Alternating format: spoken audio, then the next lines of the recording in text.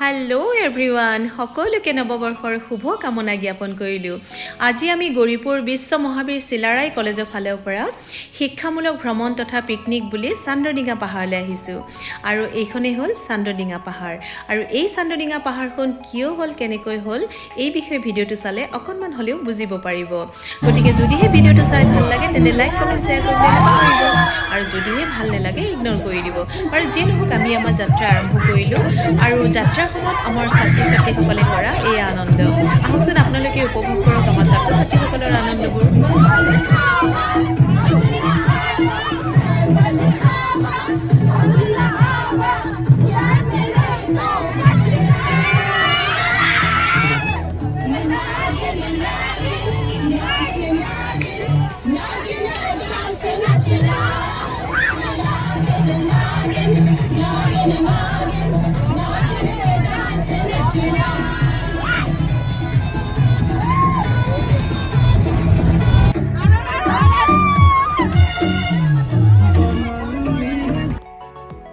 আৰু এনেকৈ আমি গোটেই ৰাস্তা ফূৰ্তি কৰি মেলি আহি পালোহি আমি আমাৰ গন্তব্যস্থান চান্দৰডিঙা পাহাৰ। আৰু আহিয়ে পৰিৱেশটো ইমান সুন্দৰ লাগিছিলে, সঁচাকৈ চাৰিওফালে সেউজীয়া গছ গছনিৰে ভৰপূৰ এক মনোৰম প্ৰাকৃতিক দৃশ্য। যিয়ে নহওক, আৰু ইয়াৰ কাষতে লাগি আছিলে ব্ৰহ্মপুত্ৰ নৈখন। আৰু ব্ৰহ্মপুত্ৰ নৈৰ সৌন্দৰ্যই সকলোকে মোহিত কৰিছিল। সঁচাকৈ আপোনালোকে নিজে আহি নিজ চকুৰে নেদেখিলে অনুভৱ কৰিব নোৱাৰিব বা অনুমানো কৰিব নোৱাৰিব ইয়াৰ সৌন্দৰ্যতা।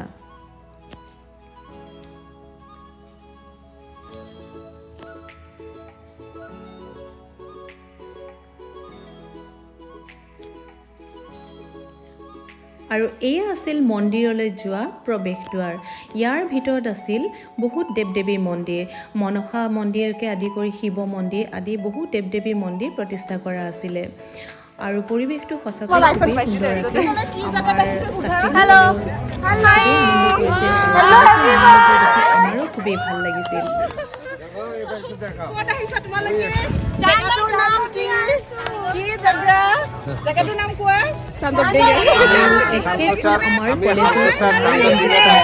তেখেতেও চান্দৰডিঙা পাহাৰখনৰ বিষয়ে বা পিকনিকটোৰ বিষয়ে আমি অহাৰ উদ্দেশ্যৰ বিষয়ে কিছু কথা ক'বলৈ মন কৰিছে। গতিকে আহকচোন তেওঁৰ আহি ইয়াতে 12টাত উপস্থিত হৈছোঁ। ইয়াতে আমি পিকনিক কাম এডুকেশ্যন টুৰ হিচাপে আহিছোঁ। সঁচাকৈ এইখন এখন আটকধুনীয়া ঠাই, প্ৰাকৃতিক সৌন্দৰ্যৰে ভৰপূৰ মনোমোহা ঠাই। ইয়াত ব্ৰহ্মপুত্ৰ নৈ আছে। ব্ৰহ্মপুত্ৰ নৈৰ পাৰত ধুনীয়াকৈ এই চান্দৰডিঙা পাহাৰখন অৱস্থিত।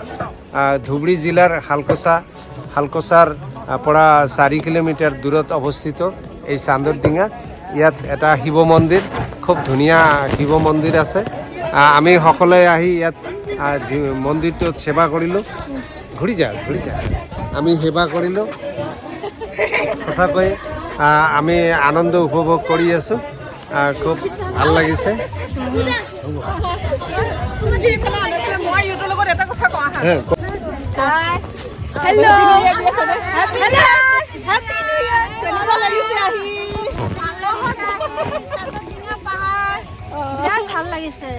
আমাৰ এই ল'ৰাকেইটা ইমান ব্যস্ত হৈ আছে। কোৱাচোন তোমালোকে, হেল্ল' হাই কৰি দিয়া। আমাৰ মৰমৰ ষ্টুডেণ্টকেইটা এইকেইটা একদম বিজি আৰু ডেক বজোৱাত দেই। আৰু এইপিনে আমাৰ ৰান্ধনীসকল তেওঁলোকৰ কামত ব্যস্ত হৈ পৰিছে, ৰন্ধা কামবোৰ আৰম্ভ কৰিছে। আৰু আমাৰ ছাত্ৰ ছাত্ৰীসকলেও ফুৰিব যাবলৈ ৰেডি হৈছে। আৰু এওঁলোকৰ ডিমাণ্ড আছিলে চান্দৰডিঙা পাহাৰৰ ওপৰলৈ যাব, চান্দৰডিঙা পাহাৰ বগাব।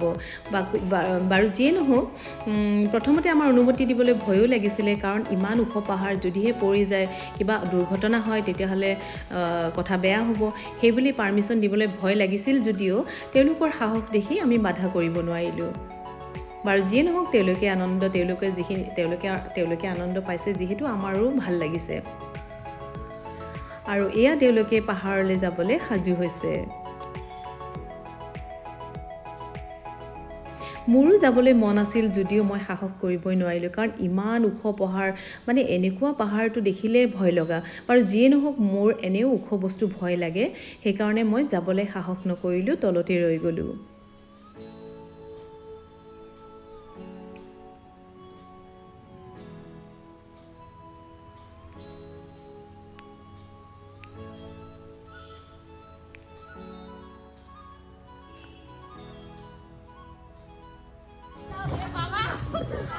মোৰ বাহিৰে বাকী সকলোৱে পাহাৰৰ ওপৰলৈ উঠি গৈছে, কিন্তু ময়ে একমাত্ৰ যি ৰৈ গ'লোঁ, ভয়তে যাব নোৱাৰে। আৰু এইজনী মাইমুনা মোক বহুত জোৰ কৰিছিলে, মেম আহক আহক ওপৰলৈ, আমি ধৰি লৈ যাম, কিন্তু মই নোৱাৰিলোঁ, ইয়াতে অকলে ৰৈ গ'লোঁ।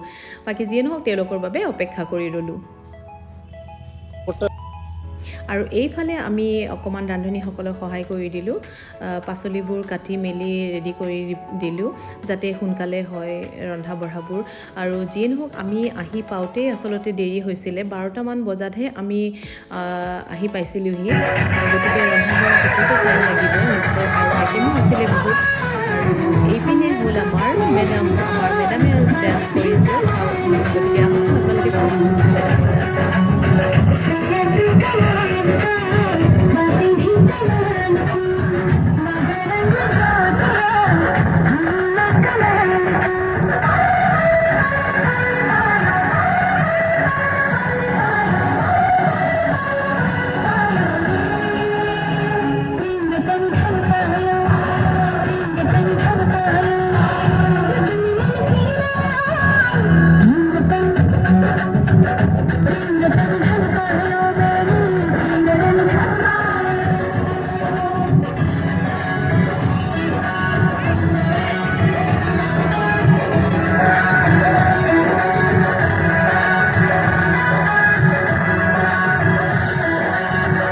ইয়াৰ পিছতে মন্দিৰৰ ভিতৰ পৰিৱেশত এটি সুন্দৰ গেষ্ট হাউচ স্থাপন কৰা আছিলে, আৰু গেষ্ট হাউচটো ইমান আহল বহল আছিলে, বহুত মানে এৰিয়া ডাঙৰ এৰিয়া আছিলে, য'ত তেওঁলোকে কিবা উৎসৱ অনুষ্ঠান বা পূজা পাৰ্বণ তেনেকুৱা ধৰণৰ ডাঙৰ অনুষ্ঠান কিবা হ'লে এই হলটোত তেওঁলোকে কৰিছিলে।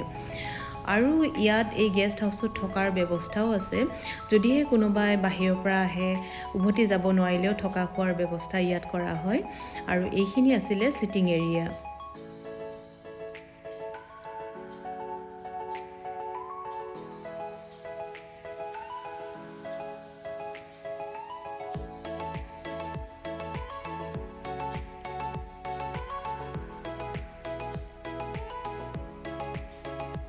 আৰু ইয়াতে থকা মনসা মন্দিৰত থকা আজি 25 বছৰ ধৰি পণ্ডিত এজনৰ তেখেতৰ বিষয়ে দুআষাৰমান তেখেতে মন্দিৰটোৰ বিষয়ে মানে যিহেতু আজি আমি পিকনিক খাবলৈ আহিছোঁ ন, আগতে আমি অহা নাই বাৰু, আহিছোঁ দেখি ভাল লাগিছে পৰিৱেশটো, অকণমান জানিবও মন গৈছে, ইমান এটা নলেজ নাই এই চান্দডিঙা পাহাৰটোৰ বিষয়ে। চ' আপুনি দুআষাৰ ক'ব নেকি, যিহেতু আপুনি এইটোৰ লগতে জড়িত থাকে ন, গতিকে দুআষাৰমান ক'লে ভাল পাম আৰু। পদ্মপুৰাণ কিতাপ হিচাপে চান্দ সদাগৰ আৰু মনসা দেৱীৰ মাজত কাজিয়া চলি আছিল পূজা পাতললৈ। ইয়াত চান্দ সদাগৰৰ আগত 6 বছৰ ঢুকালে, তথাপি মনসা দেৱীক পূজা দিবৰ কাৰণে এগ্ৰী কৰিব পৰা নাই চান্দ সদাগৰক। ইয়াৰ 7ম নম্বৰ ঘটনা তেখেতৰ ডিঙিয়াটো এখনটো পদ্মপুৰাণ কিতাপ হিচাপে এই ঠাইডোখৰ কালিদাহ সাগৰ। এই কালিদাহ সাগৰত যিটো চান্দ সদাগৰ এজন ব্যৱসায় ভিত্তিক মানুহ, তেখেতে ব্যৱসায় কৰি ঘৰত যোৱাৰ ঘৰ পোৱাৰ আগমুহূৰ্তত মনসা দেৱী চক্ৰান্তমূলকভাৱে চান্দ সদাগৰৰ ডিঙাখন ইয়াতে ডুব দিয়াৰ ফলত এয়া হ'ল চান্দডিঙা পাহাৰ। এয়া আপুনি লগতে দেখিছে এয়া মনসা মন্দিৰ, আৰু লগতে দেখিছে শিৱ মন্দিৰ। চান্দ সদাগৰ শিৱভক্ত হোৱাৰ কাৰণে এই নৌকাখনৰ শিৱলিংগ সদায় পূজা পাতল কৰি আছিল। থাকোঁতে এতিয়া হনুমানৰ সহায় লৈ শিৱলিংগটো নৌকাৰ পৰা উঠোৱাৰ পিছতহে তেখেতৰ ডিঙাখন ডুবুৱাই দিলে। ডিঙাৰ মানে এইটো হ'ল চান্দডিঙা। আৰু এই হিচাপে আমি জনাত এতিয়া এই মন্দিৰটো চন তাৰিখ আমি ক'ব নোৱাৰিম কেতিয়াৰ পৰা। আমি আমাৰ দেউতা ঘৰক গৈছোঁ, তেখেতৰ দেউতা ঘৰক গৈছে, এই হিচাপে পূজা পাতল চলি আছে। আপুনি ইয়াৰ লগত কিমান বছৰ ধৰি জড়িত হৈ আছে? মই ইয়াৰ লগত প্ৰায় 25-30 বছৰ বেছি হ'ব। আচ্ছা আচ্ছা, ভাল কথা, ভাল লাগিল আপোনাৰ এইখিনি কথা। গতিকে তেখেতৰ মুখৰ পৰা যিখিনি কথা শুনিলোঁ আমি সঁচাকৈ বহুত মূল্যৱান আছিলে। আৰু এয়া হ'ল শিৱ মন্দিৰ, আৰু এই শিৱ মন্দিৰটোৰ বিষয়েও আমি এই মন্দিৰটোত থকা পণ্ডিতজনৰ পৰা জানিব বিচাৰিছিলোঁ, আৰু তেখেতেও আমাক বৰ সুন্দৰভাৱে এই মন্দিৰটোৰ বিষয়ে, আৰু এই মন্দিৰটো কেতিয়া স্থাপিত হ'ল বা এই পাথৰটো কেতিয়া কেনেকৈ ইয়াত স্থাপন কৰা হ'ল, ইয়াৰ ৰহস্যনো কি, এই বিষয়ে তেখেতেও আমাক সুন্দৰকৈ বৰ্ণনা কৰি গৈছে। আহকচোন আপোনালোকে শুনক এই মন্দিৰটোৰ বিষয়ে কিনো ক'ব বিচাৰিছে এই পাথৰটোৰ ৰহস্যনো কি। আচ্ছা বাবা আপুনি অলপ কওকচোন দুআষাৰমান। মানে আমাৰ আমি কলেজ এখনৰ পৰা আহিছোঁতো, মানে গৌৰীপুৰ ধুবুৰীৰ পৰা। চ' আমাৰ এই ষ্টুডেণ্টবিলাকে অকণমান জানিব বিচাৰিছে এই মন্দিৰটোৰ বিষয়ে, আপোনাৰ এই পাথৰটোৰ বিষয়ে দুআষাৰমান কওকচোন, কি জানে আপুনি? এইটো হ'ল কি চান্দ সদাগৰৰ যে নাও আছিল শিৱলিংগ, চান্দ সদাগৰৰ নাওখন আছিল কেনেকুৱা 14 তলা, মানে 14টা তলা আছিল। মানে এইটো আছিল কালিদহ সাগৰ বুলি কৈছিল, আৰু কালিদহ সাগৰৰ গভীৰতা আছিল 17 তলা। তেতিয়া চান্দই মনসাক কৈছে, এই মনসা তই মোৰ নাও তই একেবাৰে মানে পানীৰ তলত পেলাব নোৱাৰিবি। সেইকাৰণে সি 14 তলা কৰিছে। যেতিয়া মানে চান্দ সদাগৰ যে শ্ৰীলংকাত ব্যৱসায় কৰিছিল, শ্ৰীলংকাৰ পৰা অহাৰ সময়ত মানে ইয়াত তেতিয়া সি কৰিছিল মনসা দেৱী নাৰায়ণক শৰণ কৰি নাৰায়ণৰ দ্বাৰাই মানে ইন্দ্ৰৰ হুকুম কৰিছে নাৰায়ণে, যে ইন্দ্ৰই কৰিছে কি বৰুণ আৰু পৱনৰ দ্বাৰা পুৰা ধুমুহা দিছে। যেতিয়া শিল ধুমুহা দিছে তেতিয়া পুৰা শিল ধুমুহা পৰিছে, তেতিয়া মানে চান্দ সদাগৰ দেখে যে কথা বেয়া, বিপদ মহাবিপদ। তেতিয়া সি কৰিছে কি তাৰ নাৱত থকা শিৱলিংগত গৈ সি বাবাক শৰণ লৈছে। যেতিয়া বাবাক শৰণ লৈছে তেতিয়া বাবাই আহি তাৰ নাও ৰক্ষা কৰি আছে। কিন্তু মনসা দেখি ইমান দূৰ আহিল, তাৰ নাও কিয় নচলায়? তেতিয়া কি কৰিল কি ধ্যান কৰি চাই যে বাবাটো তাক ৰক্ষা কৰি আছে। তেতিয়া সি কৰিছে কি হনুমানক শৰণ কৰিছে, আৰু তেতিয়া হনুমান শৰণ কৰাতে হনুমান আহি গৈ মনসাক গৈ মা মোক কিয় মাতিলি? কয় যে বাবা মোৰ এটা কাম কৰিব লাগে। বোলে কি? তই গৈ চান্দৰ নাৱত থকা শিৱলিংগটো তই পেলাই দিব পাৰিবি নে নাই? কয় মা মোৰ অসাধ্য একো নাই, মই পাৰিম। কিন্তু বাবা তেওঁ অলক্ষিতে যাতে চান্দ সদাগৰে দেখিবলৈ সঁচাকৈ তেখেতৰ পৰা আমি বহুত এই মূল্যৱান হনুমান তেতিয়া কিছুমান তথ্য অলক্ষিতে জানিব আহি পাৰিলোঁ, আৰু শিৱলিংগটো ইয়াৰ পৰা ইয়াত আমাৰ পেলাই ছাত্ৰ দিছে। ছাত্ৰীসকলৰো যেতিয়া যথেষ্ট ইয়াত সহায় পেলাই দিছে তেতিয়া বাবা আৰু গুচি যিয়ে গ'ল। নহওক তেখেতৰ এই গুচি মূল্যৱান যোৱাৰ পিছত কথাবোৰে আমাক এইখিনি যথেষ্ট যাইয়ে উপকৃত কৰিছে, তাৰ আমাক 14 তলা ধুমি আমাৰ নাও ডুবি জ্ঞান দিছে বুলিয়ে ক'ম, কিয়নো 7 তলা ছাত্ৰ পানীৰ ছাত্ৰীসকলে তলত বহুতেই থাকি নাজানে আৰু যে 7 তলা এই ওপৰত চান্দডিঙা থাকি পাহাৰ সেয়ে নাৱৰে ডিঙাৰে পাহাৰ হৈ গ'ল। ইয়াৰ পৰা সেইকাৰণে এই পাহাৰখনৰ নাম হ'ল কি চান্দৰ ডিঙা পাহাৰ। চান্দ মানে চান্দ সদাগৰ, আৰু ডিঙা মানে ওৰ নাও, সদাগৰৰ নাৱৰে পাহাৰ। সেইকাৰণে এই পাহাৰখনৰ নাম হ'ল চান্দডিঙা পাহাৰ। বৰ ধুনীয়া কথা ক'লে দেই আপুনি, আৰু বহুত মূল্যৱান কথা ক'লে। সঁচাকৈ ভাল লাগিল, তেখেতে আপোনালৈ অশেষ ধন্যবাদ। বহুত উপকৃত কৰিব। আৰু এনেকৈ আমি আমাৰ ছাত্ৰ ছাত্ৰীসকলৰ সৈতে গোটেই দিনটো ফূৰ্তি ধেমালিৰ মাজেৰে কটালোঁ, আৰু খুবেই ভাল লাগিছিল পৰিৱেশটো, এটা সুন্দৰ পৰিৱেশ।